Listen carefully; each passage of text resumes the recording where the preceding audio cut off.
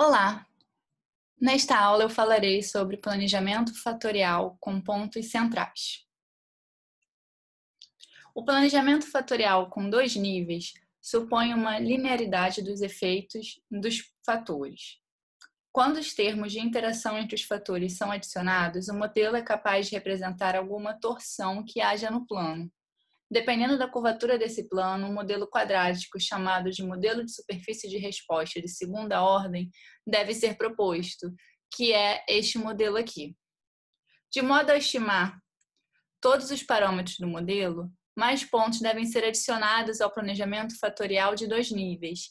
Esses pontos correspondem a pontos centrais, tendo em vista que eles não afetam as estimativas usuais dos efeitos.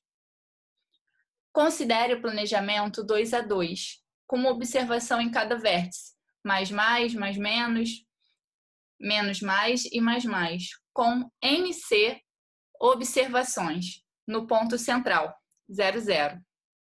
Faça YF barra ser a média das 4 corridas nos pontos do planejamento fatorial, enquanto que YC barra será a média das NC corridas no ponto central. Entende-se por corridas o número de experimentos. Se a diferença YF menos YC for pequena, então os pontos centrais estão ou próximo do plano, passando através dos pontos do planejamento fatorial, não havendo, portanto, uma curvatura quadrática. Agora, se essa diferença for grande, a curvatura é sim importante. A soma quadrática para a curvatura quadrática pura é dada por esta fórmula aqui.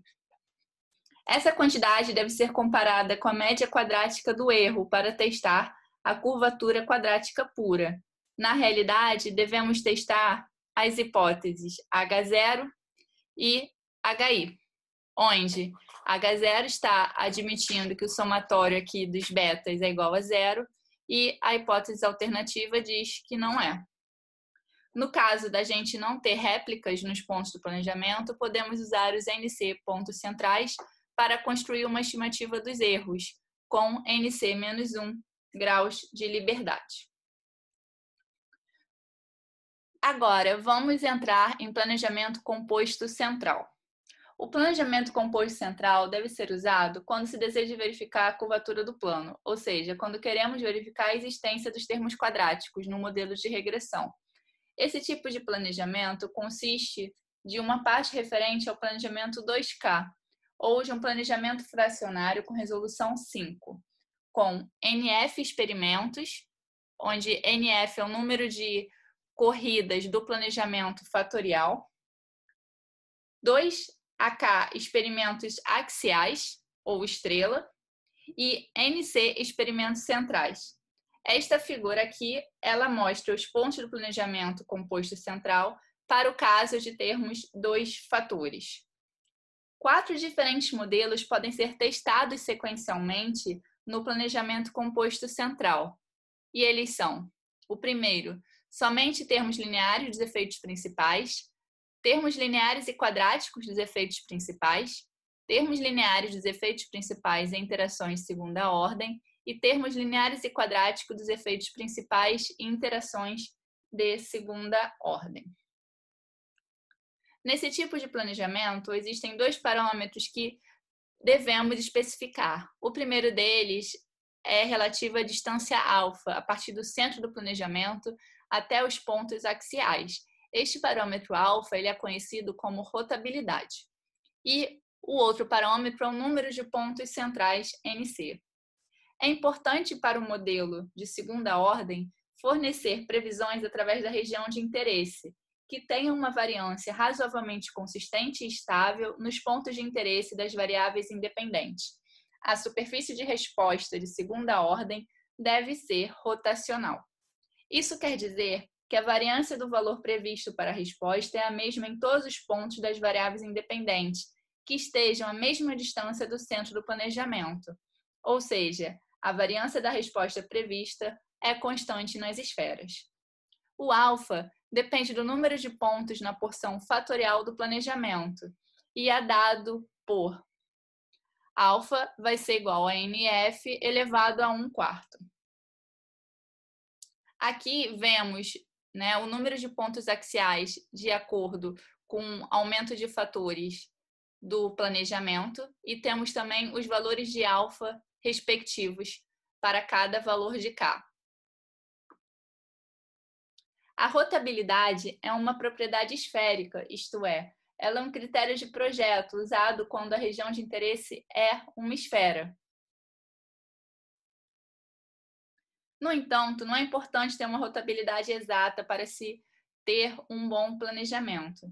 Na verdade, para uma região esférica de interesse, a melhor escolha de alfa, de um ponto de vista de previsão de variância, é estabelecê-la igual a raiz de K. Todos os pontos do planejamento fatorial e axial ficam sobre uma esfera de raio raiz quadrada de K. Quando a região de interesse é uma esfera, o planejamento tende a incluir pontos centrais, a fim de prover variância razoavelmente estável da resposta prevista. Geralmente recomenda-se usar de 3 a 5 pontos centrais. Bom, vamos agora trabalhar com este planejamento mostrado no slide. Para que possamos ajustar o modelo de segunda ordem, precisamos adicionar pontos axiais. Primeiro, vamos identificar quais são os valores das variáveis NF e NC. NF aqui está mostrando o número de corridas do planejamento fatorial, neste caso é 4. E NC é o número de pontos centrais deste planejamento, no caso, igual a 5.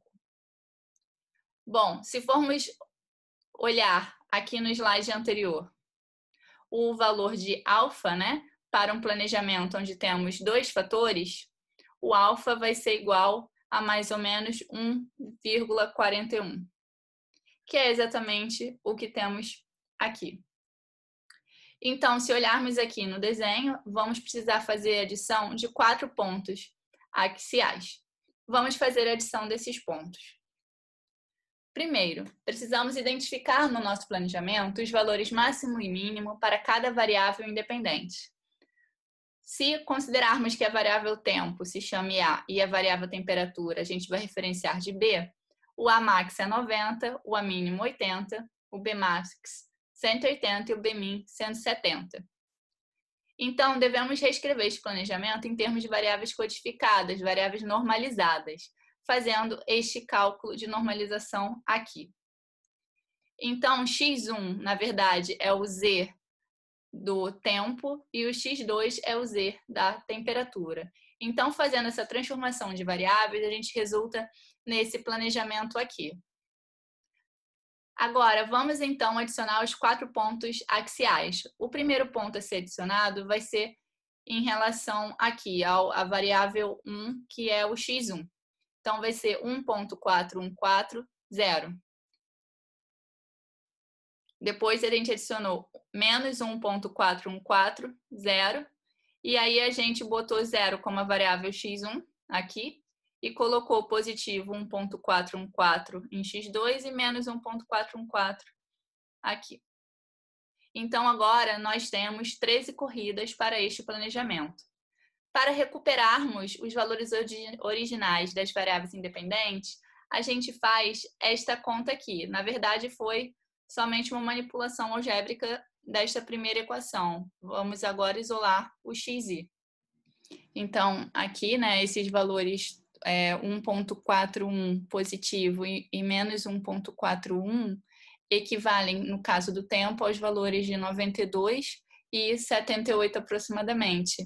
E para a temperatura, o valor de 1.41 corresponde à variável original 182 e menos 1.41 corresponde ao valor de temperatura 167. Com isso, a gente consegue recuperar todos os valores originais do planejamento. Bom, nossa aula acaba por aqui hoje. Até o próximo vídeo.